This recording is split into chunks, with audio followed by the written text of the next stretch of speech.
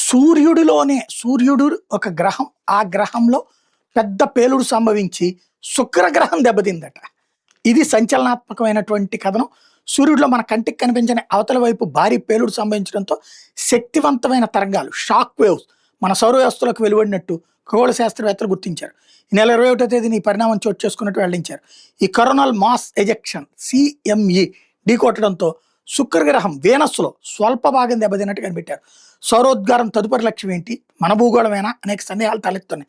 సెకండ్కి దాదాపు 2474 కిలోమీటర్ల వేగంతో సూర్యుడి నుంచి షాక్ వేవ్స్ వెలువడినట్టు అమెరికా వైమానిక దళం వెల్లడించింది.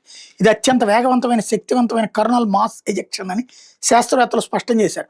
1972-2017లో ఈ తరహా ఉద్గారాలు సూర్యగోళం నుంచి సౌర వ్యవస్థలోకి వెలువడ్డాయి. అప్పట్లో విద్యుత్ గ్రిడ్లకు అంతరాయం ఏర్పడింది. ఇలాంటి ఉద్గారాలను సౌర తుఫాన్లను కూడా అంటారు. భూమికి ఉన్నట్టుగా శుక్రగ్రహానికి రక్షణ అయస్కాంత క్షేత్రం లేదు. అందుకే సూర్యుడి ఉద్గారాల వల్ల ప్రభావితమైనట్టు చెప్తున్నారు. షాక్ వేవ్స్ పయనిస్తున్న ప్రాథమిక మార్గంలోనే శుక్రగ్రహం ఉంది. అయితే ఈ తరంగాలు మరింత విస్తరించి భూమిని తాకే అవకాశం లేకపోలేదని సైంటిస్టులు చెప్తున్నారు. అయితే ఈ తరంగాల వల్ల భూమికి నష్టమేమీ ఉండదని నేషనల్ ఓషియానిక్ అట్మాస్ఫియర్ అడ్మినిస్ట్రేషన్ నిపుణులు స్పష్టం చేశారు.